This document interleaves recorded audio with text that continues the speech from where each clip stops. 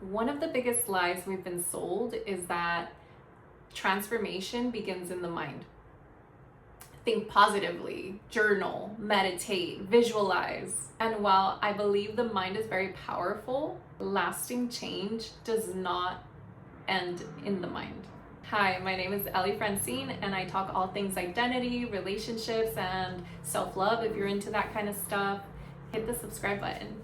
I realize this because I'm an overthinker. I overanalyze situations. I go through, in and out, up and down, all the things when something happens and I'm trying to understand it. I listen to the podcast, listen to the this, the that. You try to really understand what it is that's happening in my mind, in the other person's mind, and all around.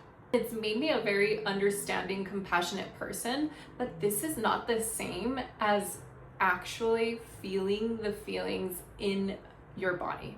Because instead, I've realized that I've been intellectualizing my feelings. So what does that mean? Some of the most powerful ways to manifest is by feeling the emotions of your desired outcome in your body before you actually have it. So say you want a new car. When you're laying down, you're meditating, you're in silence and quiet, you sit there and you really start feeling the feelings in your body of what it would feel like to be driving your new car, the smell, what kind of emotions would that bring up? Maybe joy, maybe excitement, maybe gratitude. So you start feeling those emotions in your body, visualizing your desired outcome, and that's some of the most powerful ways to manifest. So really, transformation begins in the body, not the mind. Because have you ever noticed that you can know exactly what to do, yet you still don't do it? Like, you know you should speak up, or you know you should leave, or you know you should trust yourself, but something inside you, something always stops you or says, wait, not yet, or no, I'm not ready. That is because information changes the mind, but what changes the body is actually experience. What if the reason you keep repeating the same experiences isn't because you haven't learned the lesson? Maybe you have learned it. Maybe you've listened to the podcast, you've read the book, gone to therapy, journaled, meditated, visualized. Maybe you understand your childhood wounding, attachment styles, nervous system, your habits, and yet you still find yourself reacting in the same ways. I know I have, so I'm not judging. This realization has actually humbled me because I realized something important. Understanding isn't the same as embodying, because you can understand confidence without feeling confident. You can understand boundaries without setting them. You can understand self-worth while still abandoning yourself. Knowledge is powerful, but embodiment is what truly transforms your life. Our bodies have a level of memory that is just so impressive.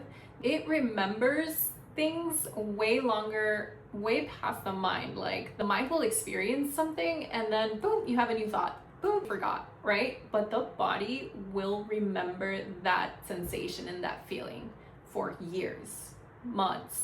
That's why one conversation, a smell, a text message can completely change how you feel. Your body isn't asking, is this logical? Your body is asking, have I survived this before? Your body is not afraid of change, but it may be afraid of the unknown. Think about that. Sometimes we stay in relationships that don't serve us longer than we should. Jobs we've outgrown, versions of ourselves that we've outgrown as well. Not because they're good, but because they're familiar. Your nervous system doesn't automatically choose what's best for you. It chooses what's familiar. But here's the thing, familiarity doesn't always mean that it's safe. And that changed the way I started looking at my life. Instead of asking, why do I keep ending up here? I started asking, what part of this experience makes it feel like home? This year I've realized something I never expected. And it's that our bodies have been trying to communicate to us our entire lives. And I was just too busy trying to overthink my way through it. I analyzed, I planned, I overthought, I searched for answers, but I rarely asked, what is my body trying to tell me? I've started noticing when my shoulders tense, or when my jaw tightens, when my breathing changes, when my stomach drops, because that is information, and your body is constantly speaking. Getting back to yoga reminded me of something, that the goal was never to become more flexible. It's to become more present, to notice, to listen, to quiet the mind and listen to the body. And not to fix anything, but just to be with yourself. Healing isn't about becoming someone new. It's becoming someone that your body feels safe enough to be in. Safe enough to rest, safe enough to receive love, safe enough to disappoint people, safe enough to stop performing, and safe enough to truly be seen. And I think that's why transformation takes time, because you can change your mind overnight, but your body changes through repeated experiences, through keeping your promises to yourself, through showing up, breathing, movement, through presence. And little by little, your nervous system begins to collect evidence. Evidence that you're okay and that you can trust yourself. Evidence that this new version of yourself is safe.